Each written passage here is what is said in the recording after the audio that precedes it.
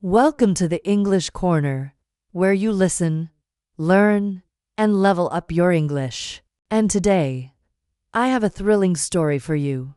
Listening to stories is a fantastic way to improve your English.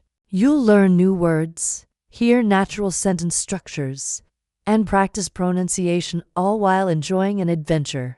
Today's story is called The Warm Bench. In a quiet little town, far away from the busy world, the snow began to fall. Softly, gently, snowflakes twirled and swirled through the sky. Like little white feathers from a pillow, they landed on rooftops and trees, on garden fences and windowsills. The whole town slowly turned white, like a magical cake covered in icing. In this quiet town lived an old man named Mr. Thomas. He had lived there for a very long time.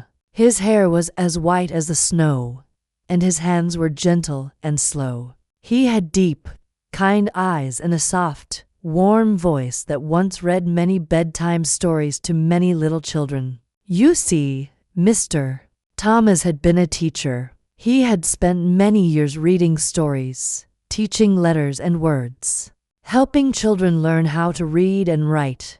But now, Mr.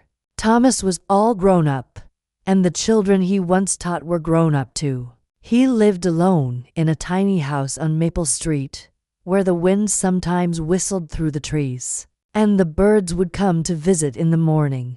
He didn't have many visitors, and most days were quiet. Still, every morning, Mr.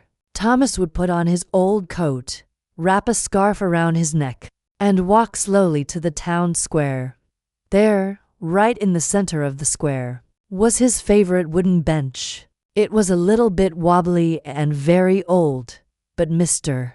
Thomas liked it. He sat there every day, watching people go by, listening to the birds, and remembering happy times. But even though he smiled at the people passing by, no one stopped. They were busy going to work, busy talking on phones, busy rushing past. Some carried bags of groceries, and some carried warm cups of coffee. Mr. Thomas smiled gently at them all, but most of the time, no one looked back. He started to feel invisible, like a snowflake that melts before anyone sees it. Sometimes, he whispered stories softly to himself, just to keep his heart company. Once upon a time, he would say quietly, "There was a boy who could talk to the wind," but no one listened. Then one chilly morning, when the snow was just starting to fall again, something different happened.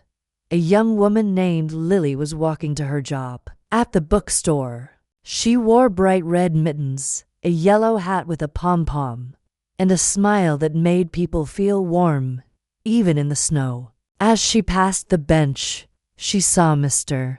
Thomas sitting alone. His coat was thin. His shoes had little holes. His hands were wrapped around each other for warmth. Lily stopped walking. She looked at Mr. Thomas, and then she smiled. Instead of walking on, she turned around and went into the little coffee shop on the corner.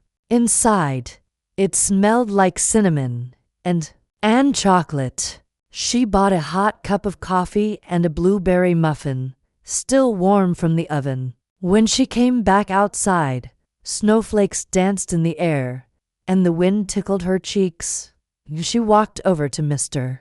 Thomas and said, "Good morning, sir. Would you like something warm?"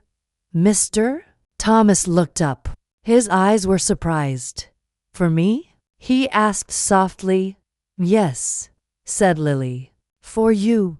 She handed him the cup and the muffin with both hands. Mr. Thomas held the coffee carefully. His hands were cold, but the cup was warm. He held it close, like a treasure. "Thank you," he said, with a smile that reached his eyes. "You are very kind." Lily sat down beside him. They began to talk. She told him about the bookstore, about the smell of new books, and how much she loved to read. Mr. Thomas told her about the children he used to teach and the stories he used to tell. And that was the beginning of something special.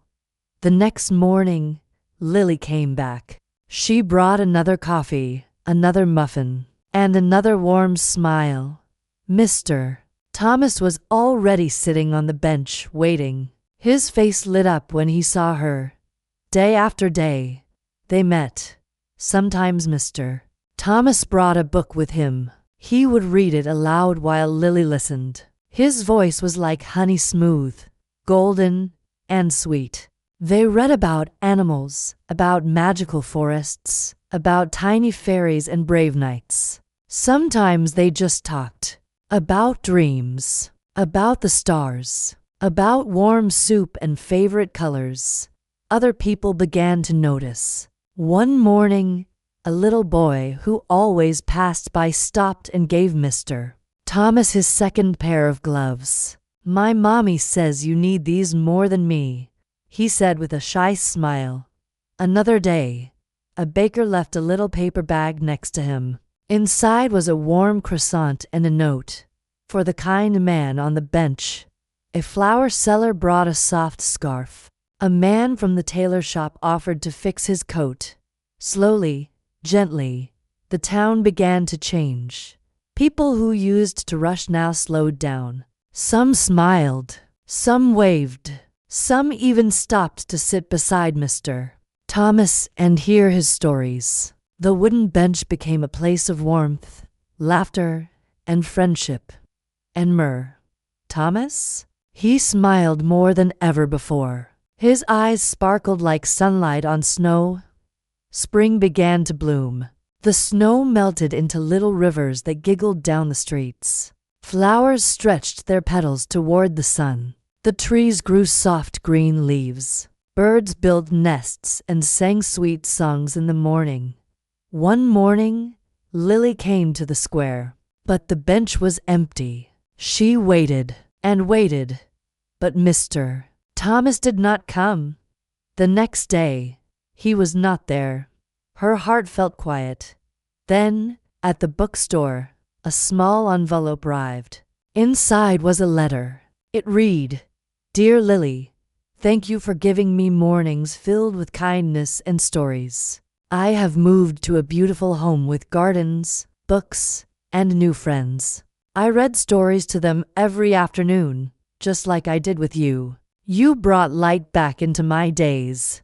I will always be grateful. With all my heart, Mr. Thomas." Lily held the letter close. She looked up at the sky, and a little tear ran down her cheek. Not a sad tear, a grateful tear. From that day on, Lily kept coming to the bench, not always with coffee, but with books, with muffins, and with smiles. She talked to new people. She listened. She helped. And she always remembered that the smallest kindness can warm the coldest day. And the town, it stayed warm too. Because kindness is a gift, a magic gift. When you give it, it grows. Like stories, like hugs, like love. Thank you for listening to the English Corner. Keep practicing, keep learning. If you enjoyed this episode, don't forget to subscribe to our channel, like this episode, and share it with your friends. See you in the next episode.